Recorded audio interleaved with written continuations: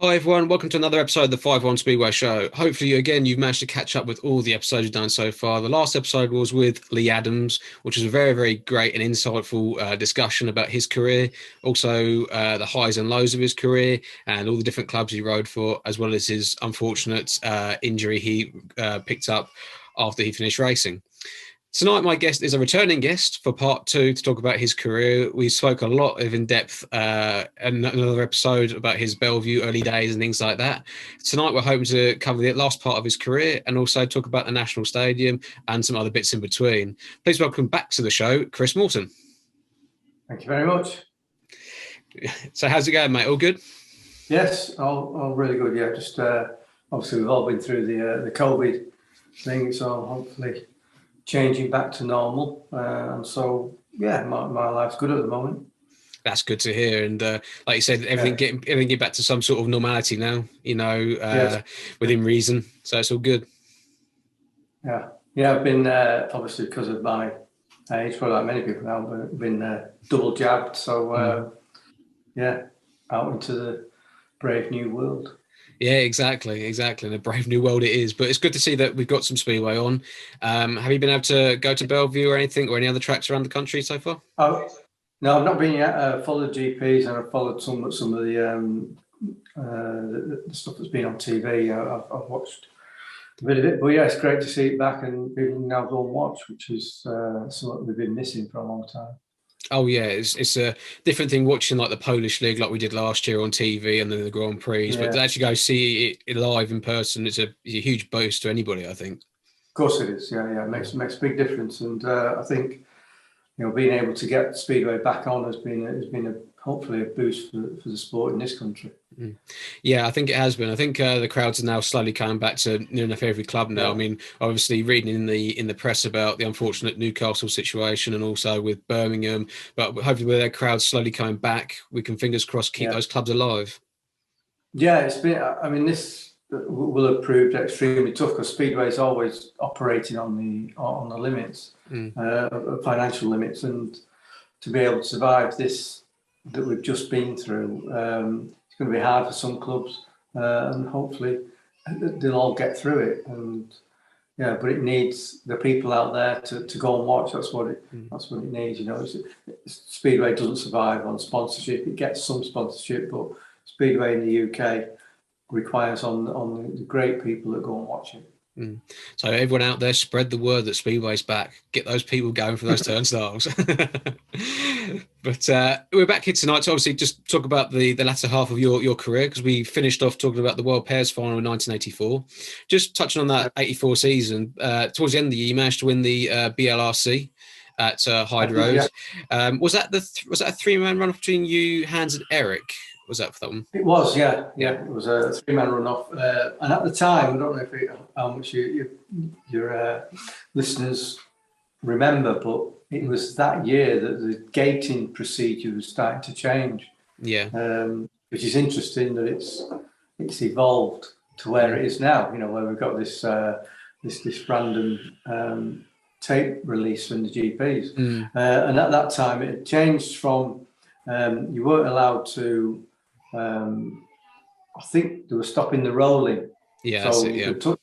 you could roll into the tapes, because this is not long after, it's probably up to nearly the mid-80s, and we'd gone from through the 70s where rolling into the tapes, and Ivan Mady was the master at controlling the referee, more than the referee knew he was being controlled.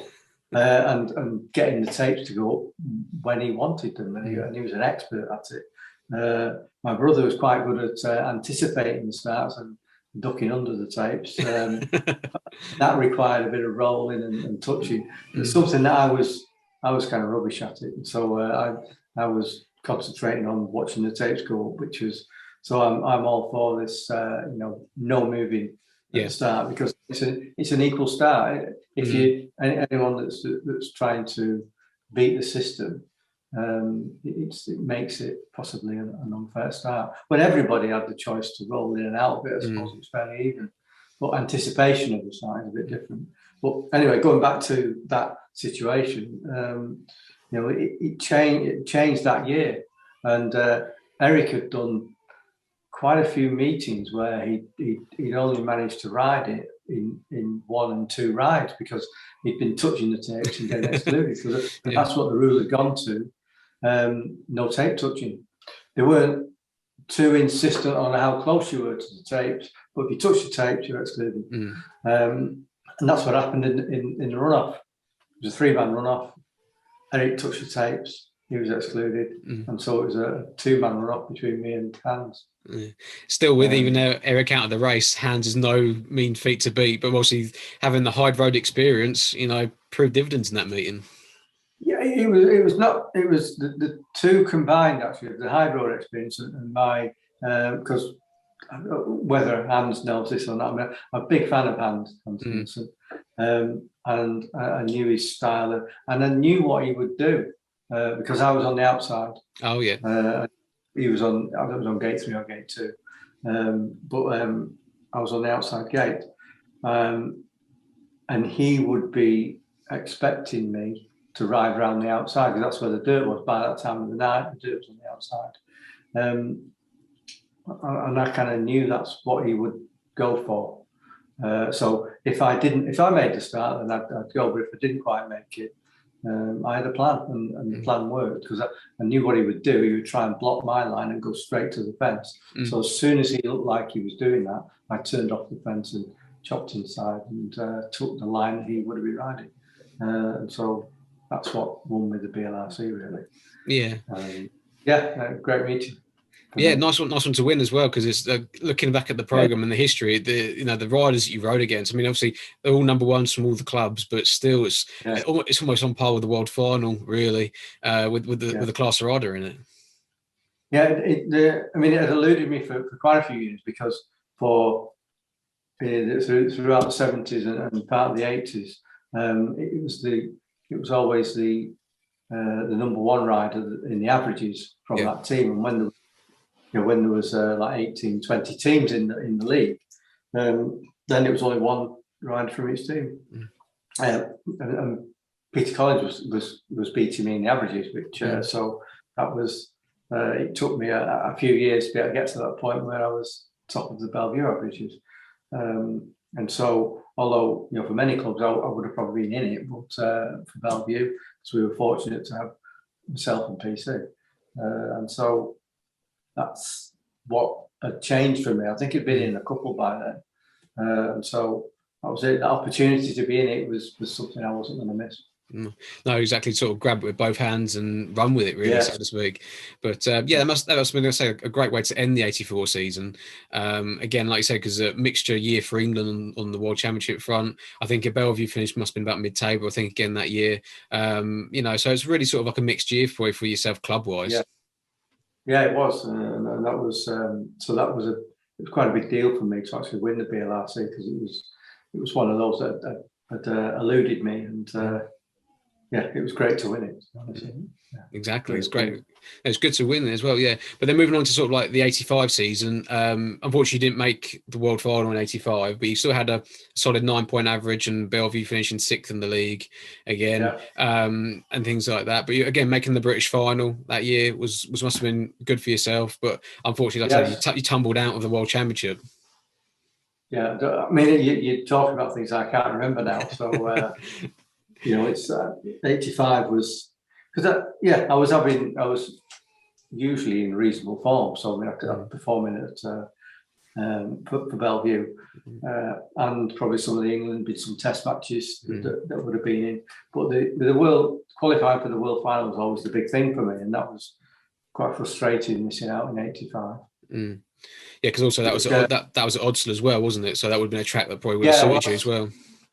So it was a big deal, that really being at Oddsall, and frustrating for me that I missed out. And also, I think was it John Berry, who was the team manager of England at the time, didn't pick you and PC again for the world pairs. They chose Carter and Tatum. Did that sort of hit a nerve at all, or did you just let him get on with it, sort of thing? That was it. I mean, John was never a fan, and that's I accept that. That's fine. And we had our running. I don't know what year that was, whether it was that year or whether it was later on when John was team manager again, and we had a bit of a falling out, but I thought it was justified. But I was never going to get an easy run with John, because he wanted, because of what I gave to him as far as he was concerned. I wasn't capable of doing what he needed, so I had to prove myself, which is fine. Yeah, I mean, I know you got selected again for the England Test series against Denmark, which unfortunately England lost the series 2-1 that year. That was the first time that the Danes beat England on British soil. But I think it was also the year that they were trying to bleed the youngsters like Andy Smith through, Simon Cross, people like that were coming through the ranks. So I think that might have been John's thinking, was trying to get these youngsters through to give them the experience and everything else sort of thing. Yeah, which you expect. I mean, that's got to happen. That's the natural way. That's how I got picked for the team in 1980. I was fortunate that the team managers were with Eric Bucock and Ian Thomas, that they wanted to use me, which worked well for them, and that's the difference, I think, with it. If you got a manager that shows confidence, then you do feel you've got to deliver, and that worked for them and for me in 1980. We won the World Cup. It was right, and I think I was I was scoring quite well in the World Cup right the way through. So yeah. Yeah, but then obviously moving on to 86, a bit more of a positive year for yourself. You managed to make the world final in Katowice, and I think that was one of the most controversial world finals for a long time. I've seen the whole meeting, and it's very controversial. But you had a reasonable night for yourself, I think. Yeah, I have a bit of a theory on that, which I'll share with you on the controversy that became. I presume you mean with Hans Nielsen. Yeah, Hans and Tommy. Yeah, that's what. Yeah. Tommy Knudsen. Yeah. Anyway, we can discuss that in a bit. But I mean, for me, that in '86, I got sponsorship with Jawa, along with PC as well. I think okay. Sponsored by Jawa, which I thought, whether it was right or wrong, but I thought at the time that it would be a good idea to take the sponsorship, although Jawa wasn't quite competing with GMs at the time. With the World Final being in Poland, it would be quite a good move to be going to Poland on Jawas, because it was there. Another Czechoslovakian, but it was it kind of was that's what they'd all be riding as well, and so it was difficult to get them competitive. They were good on some of the tracks. They were on a lot of tracks. They weren't quite good enough. I had Michael Lee doing the engines for me. He was doing a great job, but you can only do so much with what's there. And I think I had a reasonable season on them, but they weren't good enough in the World Final. Simple as that, really. So yeah, I didn't perform in the World Final, but it was quite an interesting World Final, which for me, I go back to '85 when Eric had won the World Final. I think he'd won 2 on the trot, because he'd won at Gothenburg and he'd won at Bradford. I went to the Bradford meeting, and I remember something that happened at that meeting that I was reminded of when the incident in Katowice happened, because at the time I think there was a bit of argy-bargy, if you like, between the Danes, not so much Eric and Hans, but Hans and Ollie. And I think Ollie was I think Hans was kind of out on his own, if you like, and Ollie was kind of ganging up on him. And I can remember, I don't know how true this was, but Tommy Knudsen went out and gave Hans quite a hard time in one of the races, which meant that Tommy, who had no chance of beating or winning the World Final, I think he was asked, or it was suggested, however it was put, by Ollie, that he goes and helps his mate Eric out and stops Hans winning this race that was quite important. And I just remember it being a very, very hard incident that Hans would have remembered very well.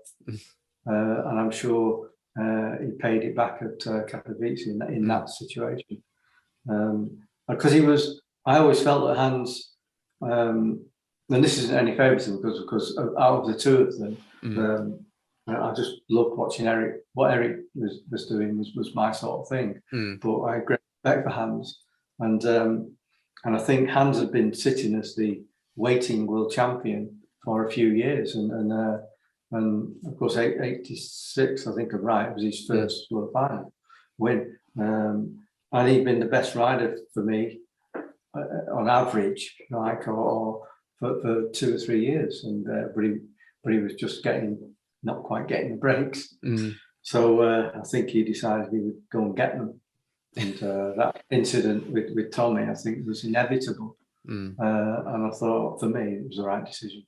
So if you would ask me, I think it was the right decision. Yeah, but that's fair enough. It's always nice. It's always nice to hear someone else's perspective and opinion on the whole of thing, because obviously you see it, you read it, what was in the press then, and stories from it since then, and things like that. But it's nice to hear your side of it, really. Yeah, but I'd seen it and saw it coming, a year earlier. That sort of thing was going to, because you can't. I've always felt that what you cannot do as a rider is give another rider a hard time on their behalf, because it's going to pay you back, and there's nothing in it for you. No. So yeah, any hard riding has got to be for you, not someone else. Exactly. It's kind of that's that fine balance with a rider, isn't it? Of being hard and fair rather than hard and force them into the fence or whatever like that. It's a very fine line. Yeah, some riders are not capable of being hard and fair. They're just dirty. But they probably see something else happen and think, well, that's just what I did. But very often it's not. The differences are subtle.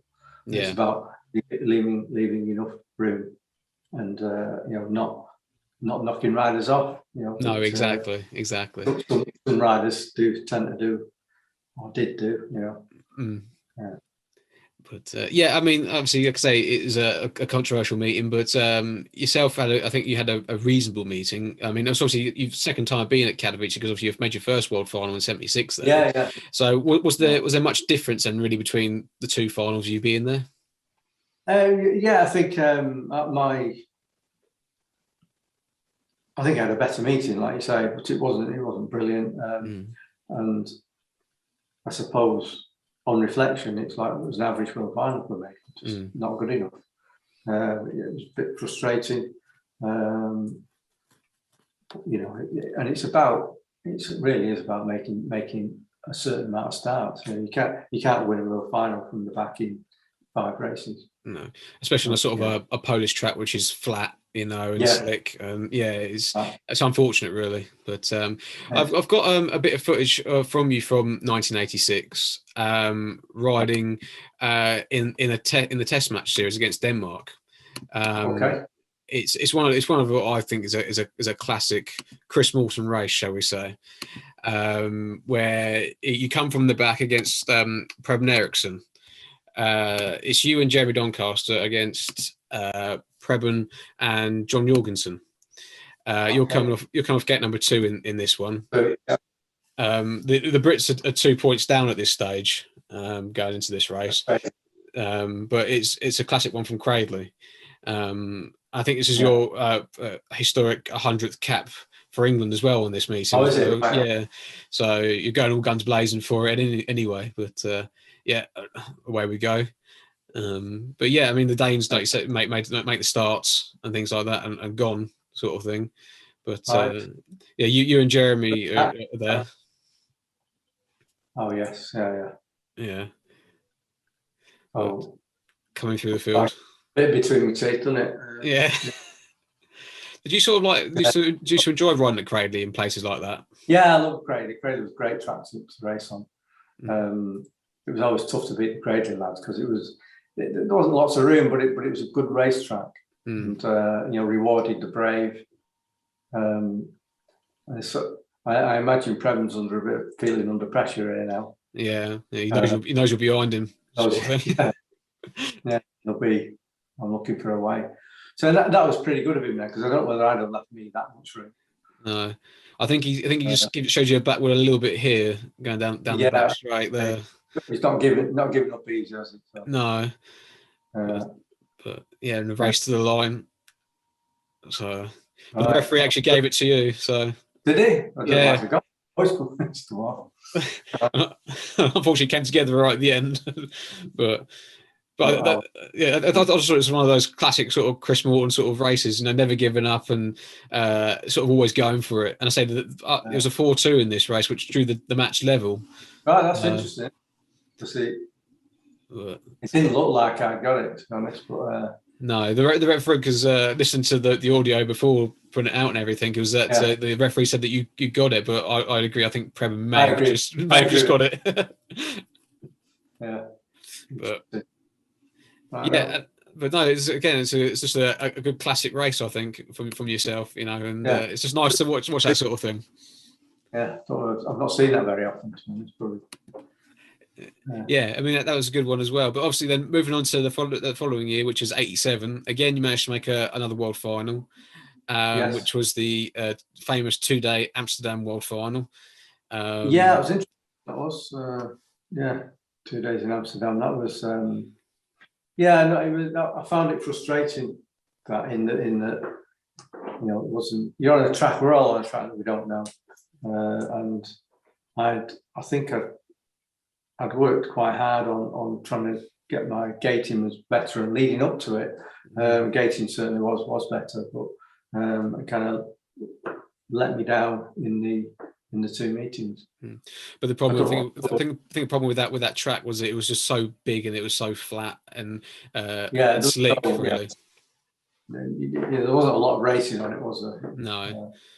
But no excuses. I didn't perform well enough in either meeting, really.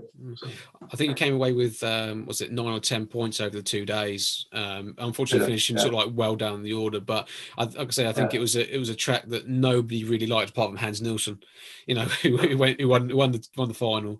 But because I think the first day was during the night time, and then the second meeting was during the day. It was an afternoon meeting. And from the footage that I've seen, it was like an absolute dust bowl, really. So you've seen the footage, have you? Yeah, I've got the footage of it. So I remember in the second day that I think probably one of my best races was against Hans. And I think I probably got second, but I remember feeling that I had the speed that I could have given him a bit of a race, but I didn't do it because I think he was set to be world champion. Yeah, I think that one was from the first day. I think because I mean I've seen that one as well. That was the first day when it was. I think yourself and like Jano was in the race. I think something like that, and you guys were battling out, and Hans was up by the fence, and everyone was trying to get underneath him, but Hans was just pulling away every time, sort of thing, on his Godden and things like that. But I mean, that must have been, an interesting experience. Because obviously, doing 2 days, never done that thing before. I mean, at the moment, it's more the norm in the Grand Prix series nowadays, doing it over 2 days. But obviously, that must have been interesting for yourself. And how did you sort of like approach that sort of meeting? Then, did you just have an open mind, or did you just take it as another? Yeah, meeting? I mean, it was quite novel at the time, and it gave you that opportunity as well with the second meeting to regroup, and if it didn't work out for you, then you could maybe perform in the second one. But we approached them as if they were two separate meetings. But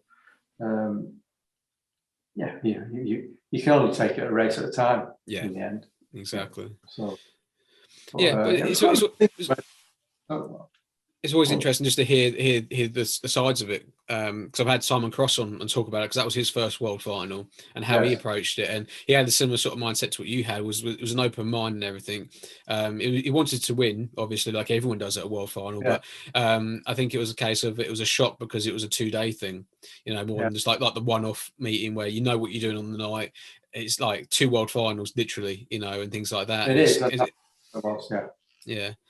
Under the pressure, and it was. I suppose it's the night in between, which is the tricky bit of it, where you're thinking of how you're going to perform the next day. You wasn't up late night washing bikes, was you? Well, can't remember. It was a long time ago. Yeah.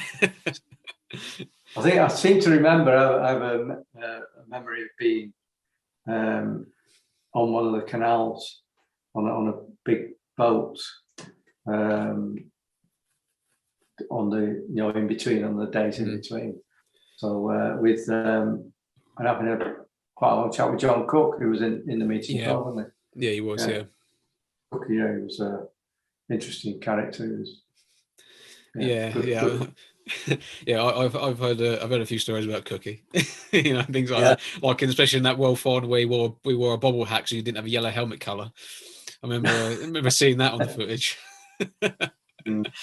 But he was, and hopefully one day I'll get him on here to have a talk. One day that'd be good. That'd be good to get on here. That would be good getting John on here. Yeah, it would be. But just turning back to the British League again. In '87, you just scored just under a 9-point average. It was an 8.92 average you scored for that year. Yeah.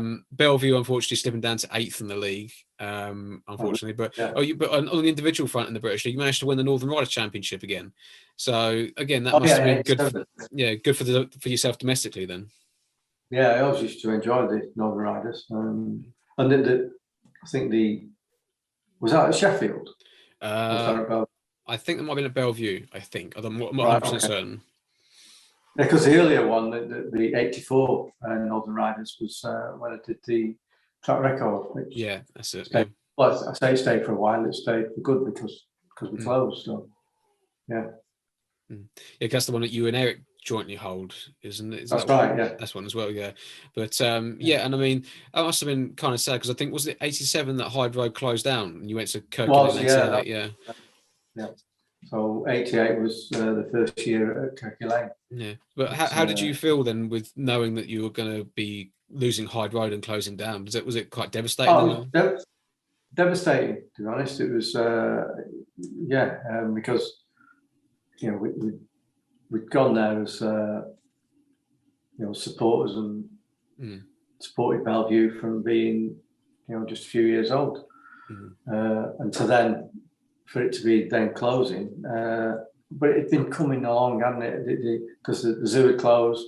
Yeah. The halls weren't performing, and so Trust House 40 had decided that they sold it to Stuart Bamford, and he then had found himself in a position where he was on probably a bit of a gold miner. He sold it, which is what he did, and so certainly don't hold that against him. But I was disappointed that Trust House 40 didn't stick with it in the earlier on, before they sold it to Stuart. And so, that was kind of the catalyst to some degree for me to with the new stadium, because I remember very clearly going to a public meeting where they tried to, they were trying to justify, the public meeting was for all the fans, and they were trying to justify the fact that it was being sold, and they wouldn't or couldn't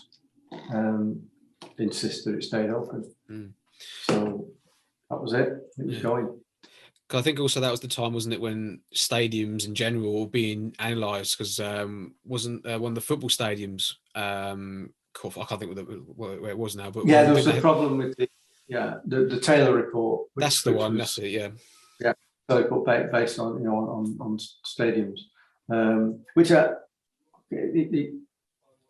it's something that if somebody wanted to get rid of somewhere, then they've got the best ally they would need, which was the stadiums made of wood, dangerous, to be condemned, all that sort of thing. The track hadn't been condemned, but I don't know whether the stadium had, but that was the reason that was used. But I don't accept that it had to go because of that. It went because somebody was going to be making a lot of money out of it, and the council didn't insist that it stayed. I mean, it should have done, because of there must have been some great heritage in the whole site of Bellevue, but it was all allowed to go, and I think it was really poor that it was allowed to happen. Bit of an insult to the the family that originally set it up as Bellevue Zoological Gardens back in the 1800s. So that's my views on it. But I mean, fortunately for Bellevue, that PC linked up with John Perry, and they got Kirkman Zoom Lane running. Without that, we'd have had nothing. But I think the history of Bellevue wanted to keep it going, but the Kirkman Zoom Lane was never going to be Hyde Road, and so it became something for me that it would be great to get something like Hyde Road back, and that's kind of where the new stadium came from for me, along with David Gordon. Yeah, exactly. And we'll touch on the National Stadium a bit later on, but obviously, like you say, moving to Kirky Lane in '88 was obviously, like you say, a lifeline for Bellevue Speedway just to keep going. More than anything, because that was probably the only place that they could go to. There was probably no other available area that could probably hold a speedway track at that time. No, there wouldn't have been anything that they could have dropped into like they did. They may have had a chance of building a new place, but that would probably take years. So to be able to have continuity was great for Bellevue. Yeah. I mean, obviously, let's go back to the original home again of Bellevue, really, because in 1928 they originally started at Kirkman Lane, and then obviously 60 years later they came back to Kirky Lane. So it's interesting how history tends to come back round again, doesn't it? That's right. But obviously it must have been a good year for yourself, because you managed to get a 9-point average in that first year. I think you had to sharpen up your gating a little bit as well that year, because obviously being the narrow track. It was a wake-up call for me to some degree, because I think a lot of the fans thought it'd be my undoing. Maybe it was, I don't know. But I was determined to have a decent season. But I was starting to have problems with my hip. Well, I'd had trouble since going back to '84. I'd started to have problems with the hip, which started to change my riding style as well, which was starting to cause me a few problems. So that kind of was where it was starting to become an issue, because I was if I rode certainly in 88, going on to 89. If I rode 3 times a week, I'd struggle sleeping because of the pain I was in from the hip. So you got to start thinking about where that's taking you. Yeah, but I mean, I say it still have a good average out of that. But also, I think, didn't you have like the likes of the Morans join you that year? Was it that year? Was it the year after they came after? You have to remind me, but I think we had quite a good team. I think. I think we have both Morans. I think you had. Was it maybe Peter Rawn was there? I think he was, if I remember rightly. As a rider. I think maybe who else did you have? Was it Mike Freer was there maybe one that year? And then you might have had, I think Smudger was there still. I think that's the bulk of the team. I mean, if any Bellevue fans are listening, I do apologise. What Paul Thorpe there the first year? He might have been. I think he might have been there as well. But I mean, again, like I said, it's a strong team. I mean, you managed to finish second in the league, so just missing out to Coventry that year. It must have been a great time in that sort of time. Okay, everything all changed from going from High Road to Kirky Lane, but you might have had a bit of a home track advantage for a change, because nobody knew what to expect when they went there, sort of thing. So it was, and it was, in the end, although it, as I say, wasn't High Road, but it did create some great racing at Kirkman Zoom Lane. It was a tricky track to ride and to master. Exactly, but on your international front, you managed to make a few world finals that year, because you managed to make the world long track final that year. You came third in that meeting, and also runner up in the semi-final. So what are your sort of memories of that meeting? Because obviously that was a shock to me when I was researching and did all the research. Was it a surprise you managed to get third in that? So Well, I've been in the long track series, if you like, for the past. Before that, I think since the early '80s, and every year I think I'd qualified for the final, but never really performed in the final. And it's tough in those meetings. You can compete at a reasonable level, but at the higher level, there's some outstanding equipment you've got to try and compete against. So Hans Zerk was producing fantastic engines, and so I think I don't know what engines I was riding, but I think I was probably riding my GMs that I was using.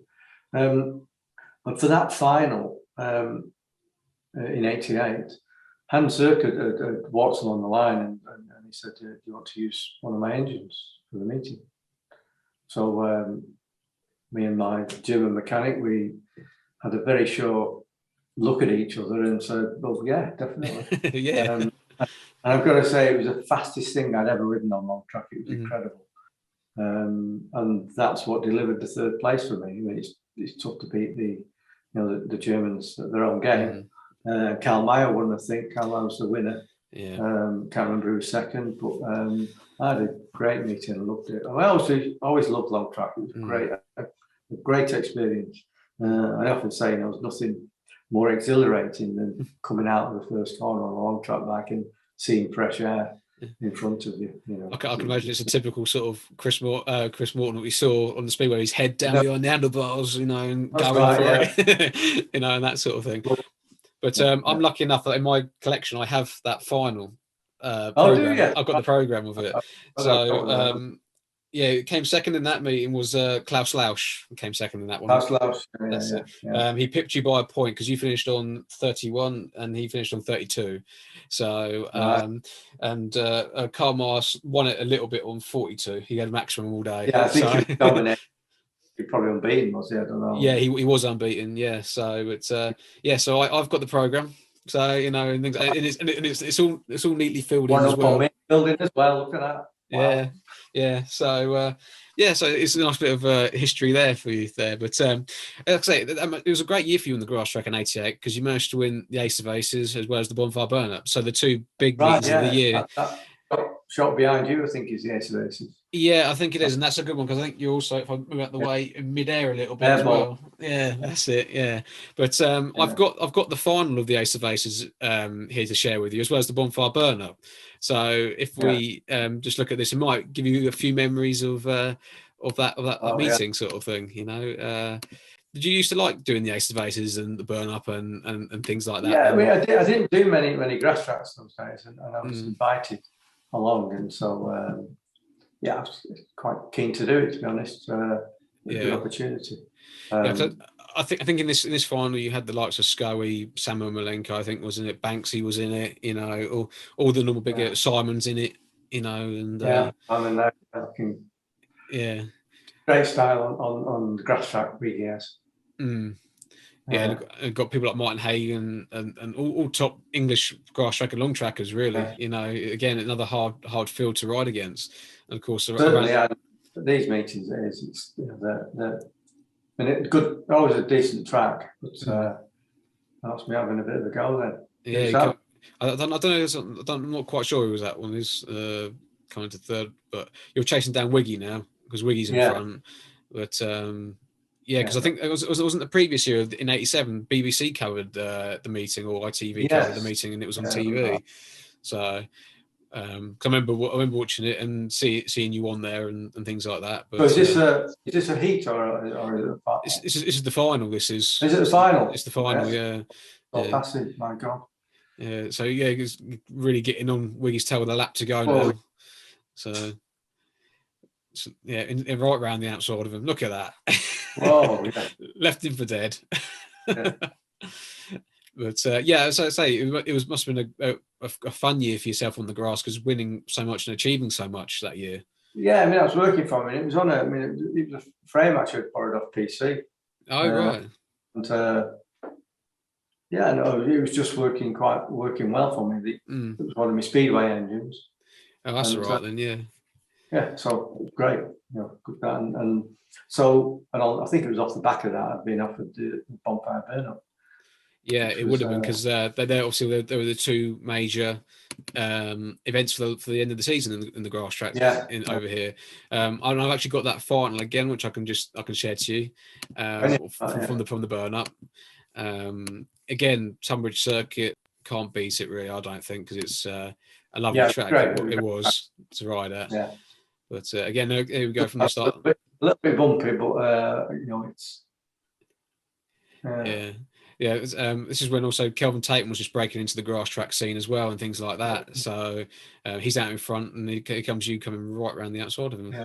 So I think for me on the grass track, you run out of puff after about 2 laps. So I think I decided to give it 2 laps of everything I had, and then stick with it as much as I could. But you end up exhausted at the end of these meetings. Especially when you did the burn up and you had 6 laps. It didn't really help. I mean, interesting. That's how I broke my my collarbone for the first time when I was 18. Oh, okay. Riding against Gerald Short at a grass track meeting, and in those days we would do.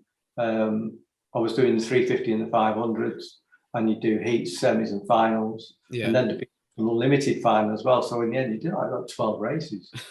I remember being in the last race on the final, and Gerald was in front, and I'm thinking I can pass in, and I'm trying, and you start to get arm pump. You've probably heard of that. Yeah. Your muscles start to fade, and I thought I can ride through this and stick with it, and I was trying to go around him, and my arms just went to jelly, and I come up earlier and broke my collarbone. Oh, right, yeah. Yeah, I mean, I know all about arm pump. I just suffered that when I was riding. I did a lot of work on it, and it managed to get rid of it. But yeah, arm pump is awful to have. It isn't a speedway bike or on a grass track bike. But yeah, like you say, you're sort of in this race now. You're sort of in cruise mode because you've got quite a big lead. Well, what I would have tried to do, and then cruise. Yeah, exactly. But quite a lot of these, you see riders with dangling an arm down that's trying to rest the muscle, But so we'll finish this one. Fit, sorry? So it keeps you fit, grass tracking. Oh yeah, it does. It does keep you fit. But that was good, right? Yeah, it was a nice one to see you just gone and you're away you went, sort of thing. Yeah. But again, I think Trevor Banks came second or third in that meeting as well. And again, it's another strong field to ride against. But it's hard to believe now when you look back at that sort of field, and unfortunately with grass track the way it is at the moment, you don't get those sort of meetings anymore. Yeah, it's a shame grass tracking has kind of faded, hasn't it? It's lost its mojo a little bit in the UK. Yeah, which is unfortunate, but yeah, I mean, just turning back again to obviously back to Bellevue for the '89 season. I think it was a bit of a hard season for yourself because you only got a 6.75 average that year. Yeah, that's what it was the end of that year that I decided that I was going to retire because that was part of the problems I was having from my hip injury, which was wasn't specifically an injury. It was I probably damaged it from riding over the years, and so I got to the end of that season and I thought I'm not enjoying this, so I decided to do one more season, give it my best shot, and then retire, which is what happened. So 89 was not. It wasn't a good year for me, I don't think. So no. 89. No, it doesn't seem to. But then you had people like Joe Screen then breaking into the team at Bellevue and things like that. So that must have been nice to have that sort of young fresh blood coming through from, again, a local rider coming through into the team. Yeah, I mean, George started. I think he's probably as a maybe 13, 14. I don't know what age, but he probably did ride around Hyde Road, I think, at some point as a kid. And he was clearly coming through and talented lad, and for me, Joe was one of the best riders around Kirkham and Soon Lane. I think he was incredible, at his best. He was unbeatable around there. Yeah, because I think PC. I've seen a bit of virtual piece, he said that I think Joe, they one meeting where he scored like 10, 11 points in the British League, but did the second half and he scored 3 or 4 points, that sort of thing. So he put all his hard work and effort into it and had mechanical problems in the second half, but he done well in the British League. So, it's quite funny when you do that sort of looking back and working out that first year he's straight into the deep end and he's sort of swimming in it, and things like that. Yeah, he was great talent. Yeah, because I think also you had the likes of like Carl Stonehill, then was just breaking into the second halves, and riders like that, obviously, which later on became Bellevue legends in their own right, later on down the years. But you sort of seen them come through the ranks at an early age. Yes, and that was good for them to be in the team and learn all about it, and they learned very quickly. They were top riders. Yeah, exactly. They were, and I'm sure you gave them a bit of good advice along the way and told them what to do, what not to do. Yeah. Yeah. But and then obviously moving on to your final season, which is 1990. You finished the season on a 7-point average, which was great to go out on a high, really, and the team finishing third in the league. So again, I think you still had the Morans there as well as with yourself. Joe was coming through, and several other riders who were there as well. So obviously, Kirky Lane was a real home track advantage for you guys because you were winning and doing really well there, and stuff like that. But did you have any particular highlights that you remember much of that 1990 season? It's all a bit vague, I don't. There's nothing that stands out. Although most of the racing I enjoyed, but knowing that I was retiring, I think I'd just give everything that I had. Yeah. And that was interesting. That was a pretty tough retiring because I was only 34, which probably is a bit young. And I think if I'd have been able to have the operation to have the hip replacement that I've now got, I probably could have carried on riding.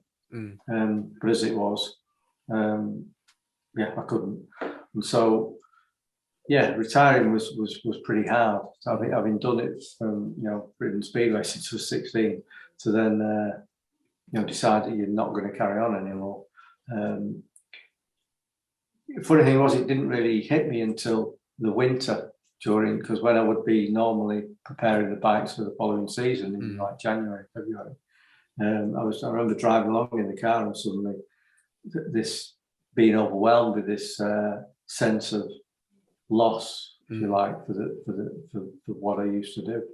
But that was it. I decided I've made the right decision, I'm pretty sure.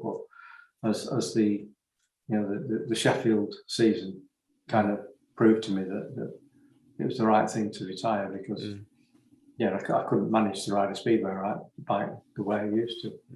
Yeah, I'll just touch on Sheffield in a minute, but after you retired in 1990, you must have had a phone call from Berwick, and they said to you that you wanted to become team manager, because obviously Berwick then went up to the top flight in the British League with the likes of, I think it was Jimmy Nielsen, Kelvin Tatum, Mikael Blix, to name but a few riders, and that again, that must have been an interesting time for yourself. It was a great team as well, and we unfortunately we didn't win the league. We were second in the league, and a good set of lads who were determined, and I became team manager and enjoyed it. And it was I think we all enjoyed the season, but unfortunately it finished in a bad way. In that it had to close, and there was problems with them keeping going at Berwick.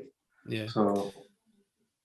Yeah, because that was at Barrington Luff, wasn't it? Still, the small track. Yeah. It was Terry Linden, I think, was the promoter who was. He was throwing lots of money at it, to be fair, and it nearly worked. But I don't think he was getting enough people coming through the turnstiles. Yeah, because I think you managed to win the Gold Cup that year against Oxford. That year, I think it was, and I think I've ages and ages ago, I think I watched this. It must have been the second leg at Oxford, and I think it was a nasty crash in one of them, which I think it might have been Mikael Blix who went down the back straight and crashed down the back straight. I think it was something like that. But again, and it must have been nice just to win a bit of silverware, but on the other side of the fence rather than being on the track. You're off the track this time. Yeah, certainly, yeah. But unfortunately, the thing that stands out for me is the frustration of not quite winning the league. I wanted to win the league, but so no, it is. I mean, we had a bit of an on track advantage, but it's winning a way that helps you win leagues. Yeah, exactly. And that was the year that that Wolverhampton won the league with Sam and Ronnie and Charles Right. Omalenko and That'd people be like. tough, wouldn't it? Yeah, Yeah, trying to beat that lot. yeah, Yeah. exactly. I mean, again, a strong side, but like I say, Berwick had a strong side on paper with, say, like I say, Jimmy, Kelvin, and people like Richard Yeah. Knight, and again, a strong all the way through, really, But like I say, just Mm. just just came up short when it mattered, sort of thing. But Yeah. obviously, then moving on, just prior to you coming to Sheffield, so what did you do then after Berwick shut? Then did you had to go and basically find a job then and work like a normal person then, sort of Yeah, thing? I work for financial services, which I stuck with that for a while, but I suppose in the end, not really my thing. Really, Yeah. I was okay at it. But, things changed in the industry, and I had to move on at some point. Mm. And then the opportunity with Bellevue came up, Mm. which I was taken on at Bellevue as like commercial manager Oh, okay. in 2000 and what would that be, 2004. When did John Perry move on? I think 2004, 2005 sort of time. I think it was. Yeah, Yeah, yeah, yeah, yeah. yeah. And so, yeah, I was involved in that as a part-time thing, really, more than anything. But obviously, Ian Thomas was there as the team manager. Yeah. Um, I think it's when Ian and Tony Mole went in to sort of Tony Ball. turn it all around, wasn't it? Yeah, that's right. Yeah. I think they ran it for a couple of years and then put it up for sale. Mm. And then that's when I think we'd had a conversation with David Gordon. Mm. But because what had happened is because I was operating as this commercial manager for them,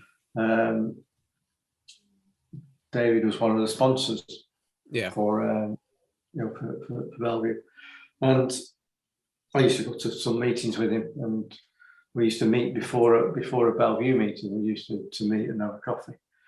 And I remember saying to him it was about in the August of which would be the 2006 season. Mm-hmm. 2006, yeah, I think. Where I said to him, if Bellevue ever came up for sale, would you be interested? He said, yeah, I'd be interested, but I said it need to move from its current venue. My idea or thought of creating the old Bellevue again. That was kind of the start of that, and we had no idea at that point during that conversation that it was going to come up for sale. And so, and it was only later in September towards October that I think Tony Moore spoke to David, but it wasn't going to happen until later as it came up for sale. I think at the time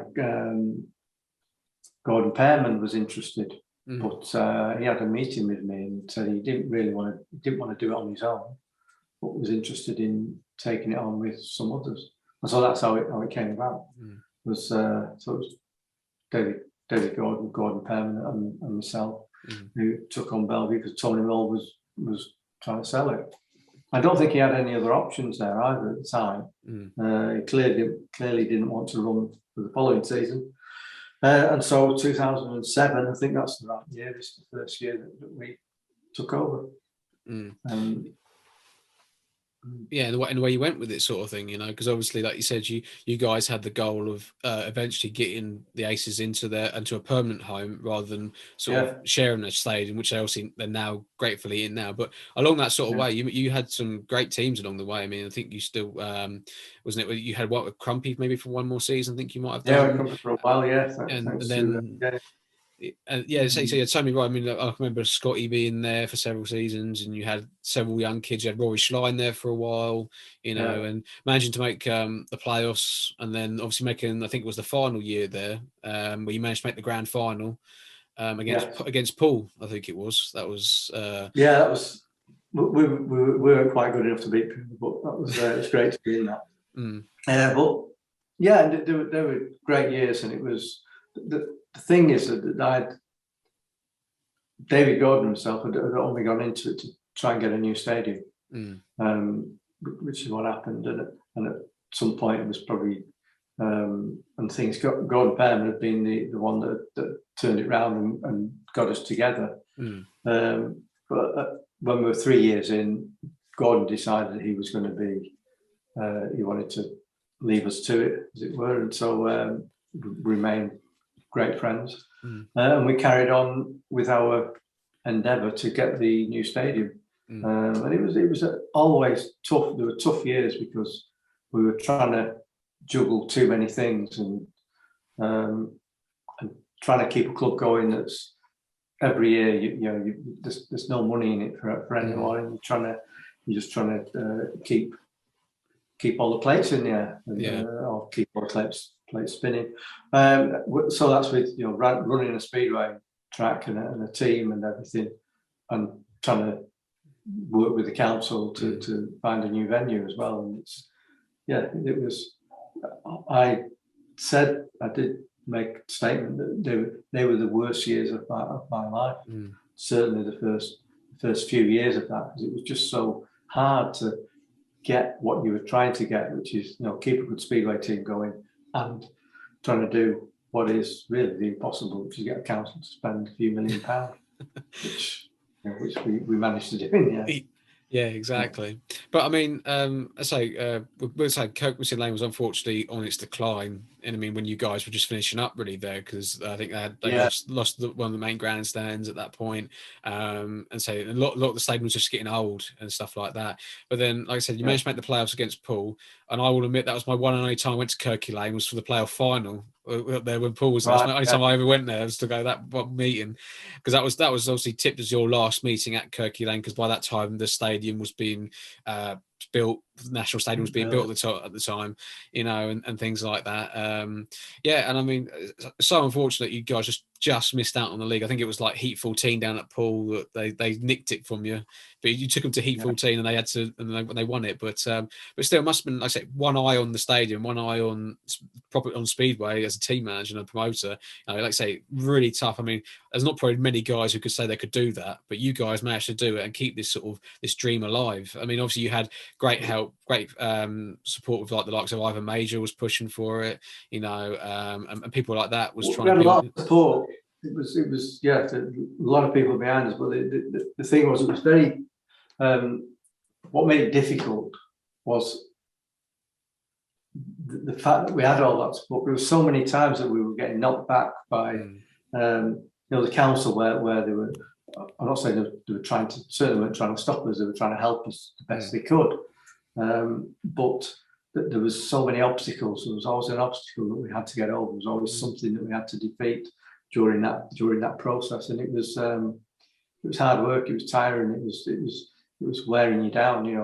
But the most difficult bit about it really was that, because I think many times we would have pulled out if we'd have been able to walk away from it and just get on with our lives. We possibly would have done, but there's so many people going to let down, and the expectation certainly of the fans, because we I suppose, whether it's good or bad or clever, we were promoting the idea all the time, and as far as we were concerned, there was plenty of naysayers that said that it's never going to happen, and we knew that it could happen because we were doing the meetings, we were creating the meetings, we were having these meetings with the council that were where we're talking about how this would happen. And it was only the last probably 5 years, the first 5 years, it was a great idea. Then, because we kept pushing, it started to then get a different form, and it started to form plans, proper plans. This is where it was going to be. Once the piece of land had been identified, it was then about keeping all the plates spinning, keeping everybody happy, overcoming the obstacles that they weren't put in front of us to make it awkward. They were just genuine problems that you get for a couple of guys who are trying to get a stadium built. It's going to be £7 million, and a council that I've got to justify it and find a way of doing it. So they don't happen by just because someone thinks it's a great idea. They happen because it's the right idea for all the right reasons, and making it look like that is difficult. Yeah, because I remember every winter when you guys took over, and when the first idea of it coming across as like this new national stadium at Bellevue's going to come along, and every winter you heard something different. One week it was saying it was never going to happen. Next week it's being built tomorrow, sort of thing, and and everything. So I can imagine it was sort of hair pulling, everything was like a hard work, like you said, just to get these little pieces into this jigsaw puzzle of a stadium and get it sorted. But did you have sort of like many options then, or was it literally that where it is now was the only option to sort of build the stadium? It was the only option in the end. There was a few places there was a few. It's finding the piece of land is the key. Obviously, one of the keys, not the key, but one of you've got to have somewhere to put it. And there was a few commercial possibilities of buildings that were clearly doing us, been derelict for a while, but they weren't council owned, they were commercial options. Okay. So you talk about a piece of land that stadium was on, would have been costing millions to buy. So as it turned out, there was hockey at that stadium that had been because the hockey pitches that the track is now on. Those hockey pitches had been used since I think the 2005 hockey World Series. I think that was in. I think it's 2005, and hockey was moving to south of Manchester. So it was moving somewhere else. And so it was becoming available, this piece of land. But there was other issues with that because it was Sport England had paid for the pitches. So you start getting into the political side of these things, and it's so complicated. It really is complicated. And we're just a couple of guys at what Speedway track, and it was decided that yes, we could use this place, but there was a few hoops that we had to go through to be able to achieve that, which included some beneficial things in that there had to be a football pitch or a pitch on there that satisfied Sport England's remit, which was you've always got to, if you're changing something, you've got to replace it with something that's going to benefit Sport England, which is what happened, and that was one of the things that we had to overcome, which was overcome with the help of the council, that they satisfied that need. One other thing was that when the planning went in for where the track was going to go, they found out there was something on the land that stopped the track being where we wanted it. Oh, right. There was a covenant that went back to when it turned into a ground stadium, where if you've been to Kirky Lane, where the back of the pits are, that's where the line is to stop for the stadium. But there was actually another piece of that land over the other side of the fence that was on where the hockey pitches are. That it was probably about, I don't know, be 40, no, probably more than that, be about 100 meters of land that was for dog kennels. Oh, okay. And there was a covenant to say that it couldn't be built on, the speedway track basically couldn't go on that bit of land. So we had to change all the plans to move everything. And this is like after the planning had gone in, and it suddenly comes up when they do the searches that there's a covenant line.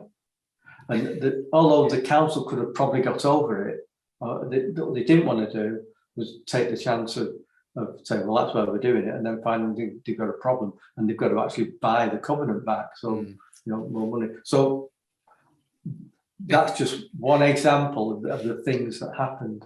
And when I've got reams and reams and reams of paper of everything that went on. Because it was always me, it was just me and David. It was me and David that were doing all this, along with the council people. And so it was 10 years hard slog. The last 5 years was incredibly difficult, and it was a shame that we couldn't stay there.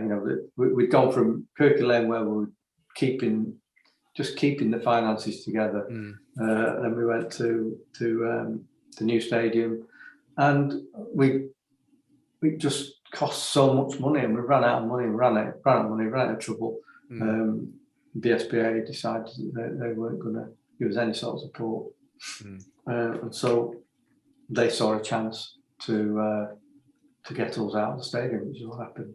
Yeah, which is very unfortunate, obviously, because again, that was a great it's a season. shame, but it's what it is. It gave me my life back, I've got to say. But it's but the thing is that I'm very proud of the stadium, and that's what we set out to do, was to build a new stadium for Bellevue, a new home. And so, having achieved that, I've no big regrets that we weren't able to carry on. Would have happily carried on if we could do, but too many people in the authorities didn't want us to, and we were in trouble. We were letting people down, so that was frustrating. Because you start doing things that are out of your normal character, try and keep things alive, So, but it's got a life now, and it's got a new stadium, which is great. Yeah, and I mean, obviously, you and David had great influence into the track. Because I know every time that the Touring Grand Prix came up, it was Nigel Pearson was saying, "Oh, Chris Morton, Dave Gordon are here to look at the track and new ideas for the new National Stadium and all that sort of thing." Because obviously, I imagine that you designed the actual track shape itself, and basing it on sort of like the Hyde Road / Torrent / any other track I could think of sort of idea, really. Yeah, that was how it all came about. I mean, the drawing, I've got the original pencil drawing of the track. It's not just the shape; it's also the profile of the banking, the way all that stuff. It's all. I always knew it was very important. There were certain tracks that I don't know if it's because I rode there, but I'm pretty sure a number of riders who didn't ride there in Bellevue team would back it up, that Hyde Road was certainly one of the best tracks in the world, if not the best track on occasion to be the best track in the world. Bradford was pretty good, and I believe Turin was based on Bradford. By Perry Hudson, I think he was involved in the design of that. And I always felt I knew Bradford didn't quite work as well as Bellevue for me. It was a great racetrack, but just missed the final few tweaks, which is what I like to think we added to the new stadium to make it into what is a modern speedway racetrack. Yeah, I mean, exactly. But I remember I went to the first meeting, which was meant to be the Peter Craven meeting. Unfortunately, I got cancelled because due to the track and things like that. Because if I remember right, you had problems on bends 3 and 4 or something. They didn't quite lay properly. I mean, that's another big political issue. They rushed on building of the track. Unfortunately, because at that time of the year, when you're talking about trying to build a speedway track in February, it's not a great time to build a track. And it was during the January period where we're having rain, and track turns 3 and 4. I think 1 and 2 had been done during winter, settled, done really well during December. When it come to finishing off 3 and 4, because that was the route into the back terracing. That was the route in there to be where all the trucks were going. So the 3 and 4 didn't get built till just a couple of months, if that, before the start of the when we were hoping to start. And so it was waterlogged really underneath. That was really what the issue was. And some of the hardcore they put down was poor. And so that was it. It was it's also the lot of complex issues with this, because the hockey pitches, part of the what was there originally, the hockey pitches are built on tarmac. Oh, okay. And so and I managed to get them to get up to prove the point was that it was waterlogged because it was tanked, if you know what I mean. The water couldn't go anywhere. Yeah. When they were trying to find out why the hardcore was so wet, because you could see when they were digging up to have a look and see what was wrong, you could see that some of the hardcore was dry and some of it was really wet. Oh, right. There was no real reason for that. And so, I said to them at the time, so you need to dig it deeper, and you'll see. I believe that the tarmac that the pitches were on wasn't broken up as they said it would be. That's what they said they were going to do: break up the tarmac so that it would then release, release any water that would be in there, but it hadn't been. And so there was a lot of water that was sitting underneath the base by quite a depth as well. It was like, this is 2 meters down. Oh, wow. Because you've got a lot of banking there, it's like a build up. Anyway, that was the problem. So they had to dig it all out and they had to relay the track, which they did. But that was the start of our downfall, really, because losing that meeting was devastating. But yeah, it does. But I mean, obviously, I remember Bellevue running obviously pretty much all their away fixtures were done for like the first month and a bit, I think, of the season, and then all of a sudden, then your guys are back in the stadium, and I think, wasn't it, maybe you may have lost your first meeting at home in the league? I think it might have been, or did you win it? I can't remember. But and it was a tough meeting for the guys because obviously I don't think they had much practice or any practice on it prior to the first meeting. So, but no, I mean, obviously, I think, wasn't it, you managed to get Speedway World Cup there that year as well? We did, yeah. That's interesting, because that's what sort of was just quite a significant nail in our coffin, to be honest, because we were under pressure there was a few things that the council required for us to be able to do this. One was National Speedway Stadium, which was something that we got very early on. Thankfully, with help from some of the people that were in charge of the BSP at the time were happy to go with that principle, which I'm sure is great for Speedway anyway. So it should have been, and it was a given in the end. So National Speedway Stadium was really important. We had a letter from the BSPA to say, yes, if we build this stadium, it'll be the National Speedway Stadium. And the next thing was international events, and the World Cup being probably one of the best opportunities. We had meetings with Ollie Olsen, Paul Bellamy, and the council. We had several meetings together, and they were happy to bring the World Cup to Bellevue in the first year.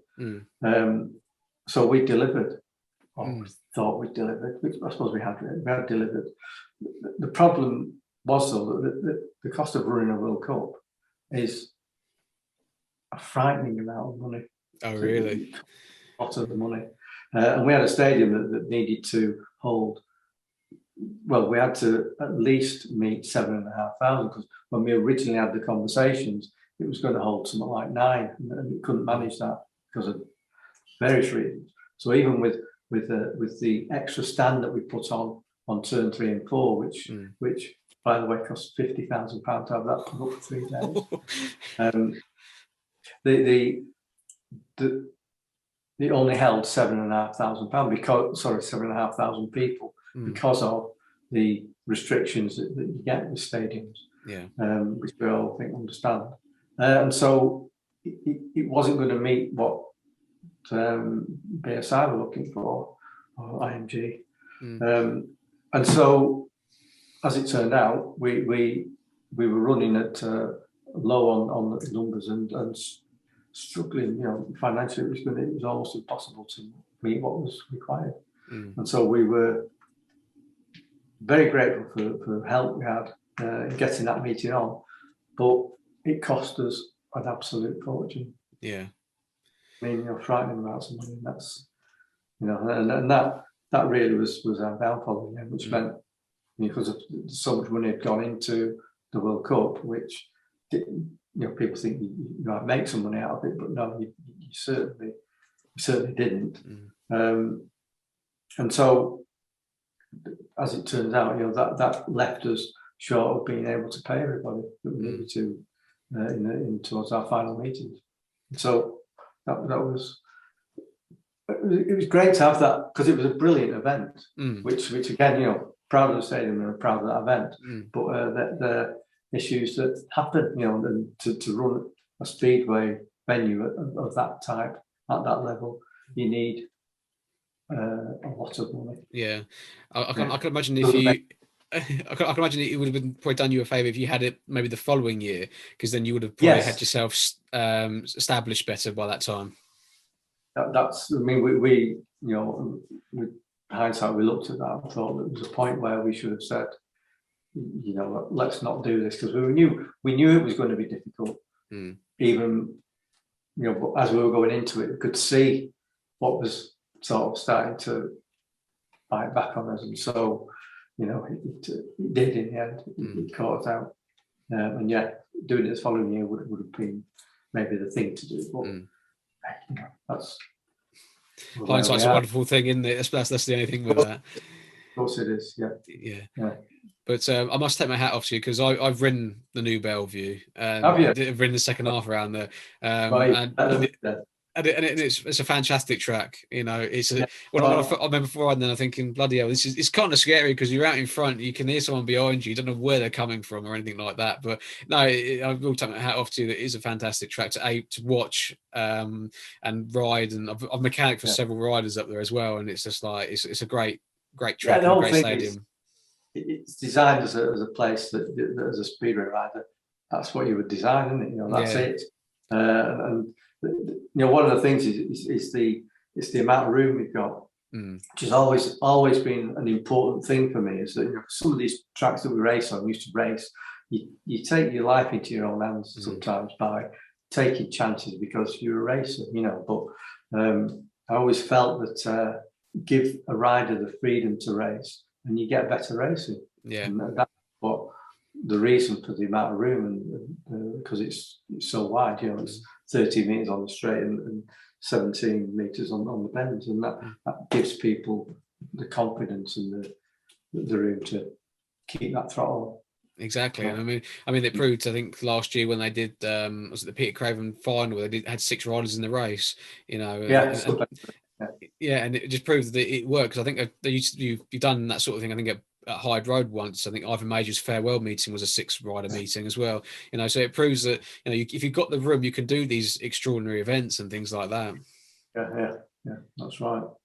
Yeah, exactly. But no, it's great to hear this anyway, Chris. I mean, it's a huge eye opener to me, to obviously what you guys went through to get to where we are now. I mean, again, take my hat off to you, both you and David, to have the vision, and over however many years it was in the end, to actually finally get to the end product. Sort of 10 from start to the finish was just over 10 years, really. It's 10 years of my life that I'm now trying to get back. But, you know, I wouldn't change anything, you know, because it's delivered the stadium. But it was, there's always a price to pay for these things. Yeah. It is, unfortunately, and of course I'd say that's probably the real reality of everything, really, because obviously us Speedway fans don't know the exact ins and outs of everything and how much it costs. I mean, just getting insight to the World Cup, you know, like you said, I'm one of these people who thought, oh, well, the World Cup, you might be able to make a bit of money. I know you'd lose a lot, but you might be able to get some of it back. But to know that you didn't get anything really back from it is quite interesting more than anything. No, it was tough. The sort of thing that you wouldn't mind. If you know, as a club, you're in a position where you can afford to run a meeting of that prestige and not making anything from it, then it's okay. But the problem is when you start losing significant amounts of money, then it becomes a problem. And you have to pay for it in some way. You know. Yeah, such is the way it goes, and but I mean, it's nice to hear that obviously what's happened with you guys at Bellevue, moving on and everything, you're much happier in your life, and you're still keeping in touch with Speedway and watching it, and yeah, certainly, still waving the Aces flag in your heart and things like that, you know, and stuff like that. Really. But it's good to see that there's the racing and people are going and able to watch, which is great. Yeah. You know, you consider the year that we've or the 2 years that we've just had. Yeah, exactly. Hopefully Speedway will get itself back on a more sounder footing, because some clubs really are finding it tough. You know.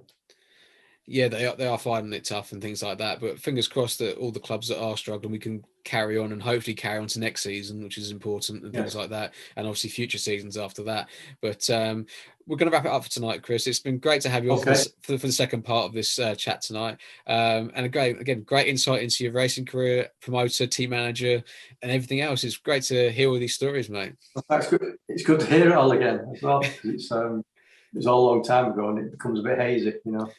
Yeah, I can imagine it does, but it's been great to hear, all these stories. But thanks to everyone who's been watching and listening tonight. It's been a fascinating chat with Chris. I'm sure you agree with me on that. Make sure you like and subscribe on the YouTube, Spotify, Apple Podcasts, and anywhere else you can find the show on. But thanks for tonight, Chris. Thanks for your time. Much appreciated, mate. All right, take care, mate. Thank you. Bye.